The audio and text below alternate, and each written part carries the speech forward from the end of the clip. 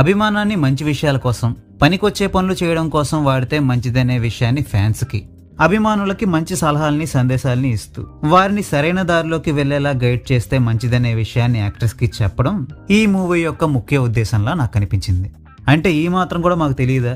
ఇంత బేసిక్ విషయాన్ని చెప్పడం కోసం ఒక మూవీనే తీయాల్సిన అవసరం ఉందా అని అడిగితే ఉందనే అంటా నేను.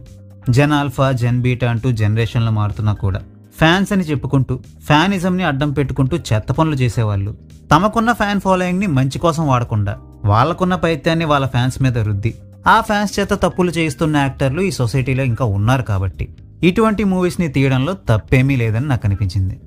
సూర్య అనే ఒక సూపర్ స్టార్కి తన 100వ సినిమాలో యాక్ట్ చేస్తున్న టైంలో ఒక సమస్య ఏర్పడుతుంది. ఆ సమస్య నుండి బయటపడడానికి ట్రై చేస్తుండగా తనకున్న ప్రాబ్లంని ఒక ఫ్యాన్ సాల్వ్ చేశాడని తెలిసి ఆ ఫ్యాన్ని వెతుక్కుంటూ సూర్య వెళ్తాడు. అసలు ఆ ఫ్యాన్ ఎవరు? అతనికి సూర్య అంటే ఎందుకంత ఇష్టం? తన అభిమాన హీరోకి వచ్చిన సమస్యని అతనెలా తీర్చగలిగాడు? చివరికి వాళ్ళిద్దరూ కలుసుకున్నారా లేదా అన్నదే ఈ మూవీ యొక్క స్టోరీ. ఫ్యాన్స్ చేసే హడావిడి, ఫ్యాన్ వర్డ్స్ లాంటి ఎపిసోడ్స్ ఈ మూవీలో ఉన్నా కూడా బిగినింగ్ నుండి ఎండింగ్ వరకు ఒక ఫీల్ గుడ్ మూవీని చూస్తున్నట్టుగానే నాకు అనిపించింది. స్టోరీలో మరీ కొత్తదనం అంటూ ఏమీ లేకపోయినా సాగర్ యొక్క లైఫ్ స్టైల్ని, లవ్ స్టోరీని చూపించే సీన్స్ అన్నీ కూడా చాలా ఎంగేజింగ్గా అనిపించాయి. లవ్ స్టోరీని ఒక సెపరేట్ ట్రాక్లా కాకుండా ఈ మూవీ యొక్క మెయిన్ థీమ్లోకి ఆ లవ్ స్టోరీని కూడా ఇంటిగ్రేట్ చేసిన విధానం నాకు చాలా నచ్చింది. ప్రీచీగా కూర్చోబెట్టి క్లాస్ పీకుతున్నట్టుగా లేకుండా చెప్పాలనుకున్న విషయాన్ని చాలా సింపుల్గా చెప్పడం కూడా నాకు బాగా నచ్చింది. ఇక ఈ మూవీలో ఉన్న డ్రాబ్యాక్స్ గురించి చెప్పాలంటే ఈ సినిమాలో logical loop holes and convenience కోసం రాసుకున్న కొన్ని సీన్లు కనబడతాయి. మరీ డీప్గా ఆలోచిస్తే అలా ఎలా జరిగింది, ఇలా చేయడం ఇంత ఈజీనా లాంటి క్వశ్చన్స్ మన మైండ్లో తిరుగుతాయి. బట్ మూవీ ఒక మంచి ఫ్లోలోనే పోతుంది కాబట్టి అది మరీ అంత పెద్ద డ్రాబ్యాక్ లాగా నాకు అనిపించలేదు. కొన్ని సీన్లు కొంచెం స్ట్రెచ్ చేసినట్టుగా, మూవీ కొంచెం ప్రెడిక్టబుల్గా కూడా ఉంటుంది కాబట్టి కొంతమందికి ఈ మూవీ కొంచెం స్లో పేస్లో పోతున్నట్టు అనిపిస్తుంది. బట్ నా వరకైతే అది కూడా అంత పెద్ద డ్రాబ్యాక్ లాగా నాకు అనిపించలేదు. ఇక పర్ఫార్మెన్సెస్ విషయానికి వస్తే రామ్ ఈ మూవీతో చాలా పర్సనల్ లెవెల్లో కనెక్ట్ అయ్యారని ఈ మూవీ ప్రమోషన్స్లో భాగంగా చెప్తూ వస్తున్నారు కదా. ఈ మూవీలో ఆయన పర్ఫార్మెన్స్ చూస్తుంటే అది నిజమే అని మనకు అర్థమవుతుంది.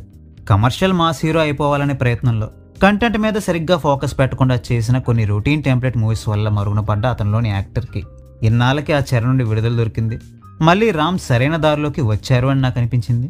అండ్ మళ్ళీ ఆ రొటీన్ రొట్ట సినిమాల దారిలో పోకుండా ఇప్పుడు ఎంచుకున్న మార్గంలోనే కంటిన్యూ అయితే బాగుంటుందని నా పర్సనల్ ఫీలింగ్. ఇక భాగ్యశ్రీ కూడా ఈ మూవీలో మంచి రోల్ దొరికింది అండ్ తన పర్ఫార్మెన్స్ కూడా బాగుంది. ఇక ఉపేంద్ర గారిని ఈ క్యారెక్టర్ కోసం ఎంచుకోవడం కూడా బెస్ట్ చాయిస్ అని నాకు అనిపించింది. అంటే ఒక సూపర్ స్టార్గా యాక్ట్ చేస్తూ ఒక మంచి మెసేజ్ని కన్వే చేస్తున్నప్పుడు బయట వాళ్ళకు ఉండే రెప్యుటేషన్ కూడా ఎంతో కొంత ప్రభావితం చూపిస్తుంది కదా. సో ఆ పరంగా చూస్తే ఈ క్యారెక్టర్ని ఉపేంద్ర గారు చేయడమే బెస్ట్. ఇక రాహుల్ రామకృష్ణ, రావు రమేష్, మురళీ శర్మ ఎక్సెట్రా వాళ్ళకి ఇచ్చిన రోల్స్లో వాళ్ళు బాగానే పర్ఫామ్ చేశారు. వివేక్ మెర్విన్ కంపోజ్ చేసిన సాంగ్స్ అండ్ బీజిఎం చాలా బాగున్నాయి. సిద్ధార్థ్ నూని అండ్ జార్జ్ సి విలియమ్స్ చేసిన సినిమాటోగ్రఫీ ఎక్సలెంట్గా ఉంది. సో ఇప్పటివరకు నేను చెప్పిన దాన్ని బట్టి ఈ మూవీని నేను మీకు రికమెండ్ చేస్తున్నానని మీకు అర్థమయ్యే ఉంటుంది.